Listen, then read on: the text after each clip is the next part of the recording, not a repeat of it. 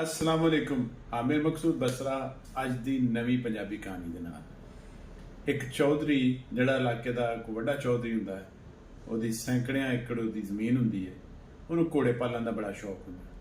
उहदा एक घोड़ा एक दिन खुल के किसी माड़े जिमीदार जिहदी थोड़ी जी फसल हुंदी उहदी फसल जाके वड़ जांदा है। उहदी फसल काफ़ी खराब करदा है। इलाके के लोग आम तौर पर चौधरी उस वड्डे चौधरी को बड़ा डरते हुंदे ने, तो कभी शिकायत लैके नहीं जाते होंगे, बस घोड़े को भजा भजू देंगे ने तो या जड़ा भी जानवर उधर आया हो।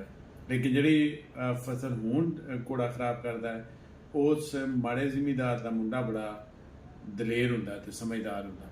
वो घोड़ा फड़दा है तो जाके वड्डे चौधरी वड्डे जिमीदार दे कोल लै चला जाता। उन्होंने कहता चौधरी साहब तुहाडा घोड़ा सी साडी फसलों च वड़ गया सी, ऐ मैं तेन वापस करना है।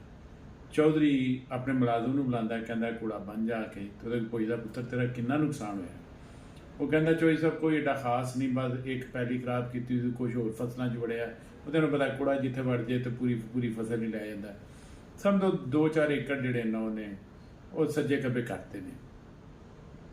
चौधरी नूं पता नहीं की देन चाहुंदा, वो अपने मुलाजम बुलांदा तो 100 रुपया मंगवांदा ते उन्होंने दिंदा।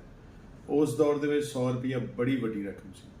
और 100 रुपया वेख के एक बारी तो ना करता मुंडा कि नहीं चौधरी साहब इन्ना नुकसान नहीं होना, लेकिन फिर भी वो चौधरी जोर लाता वड्डा तो वह मुंडा लैके चला जाता। वो जाके 100 रुपया अपनी फसल से लाता है तो फसल चंगी टका के होंगी है, सारी दोबारा खेती गुती करवाता है, सारी फसल दोबारा तो उगवाता है। वो फसल 200 रुपये की हो जाती है। वो बड़ा सोचता, कहता यार मैं ना गलत कर रहा, मेरा तो 100 रुपये च नुकसान वाधू पूरा हो गया, तो अल्लाह ने इन्नी बरकत पाई है 200 की हो गई फसल।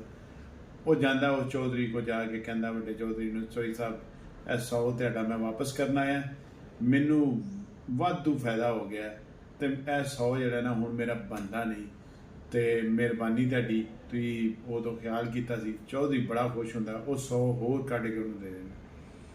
वो वापस चल जाता है। खैर इलाके च एक बंदे नूं जो पता लगता है, कहता यार मैं भी चौधरी नूं जाके दाल लाना।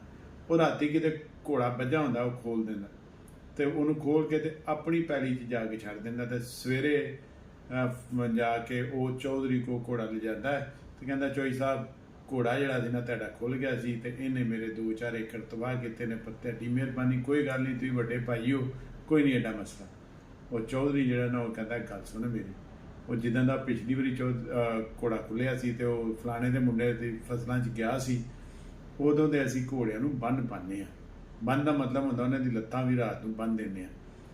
ये राती किहड़े चक्करां च खुल गया बई, राती तो मैं आप फेरा मार के गया सा।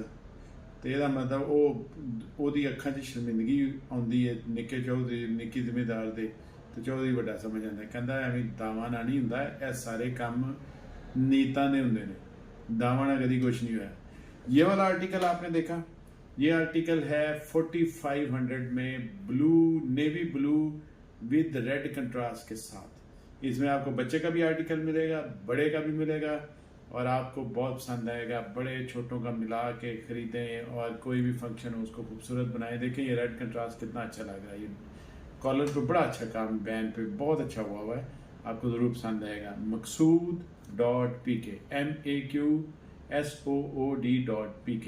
अब मैं आपसे इजाज़त चाहता हूँ, अल्लाह हाफिज़।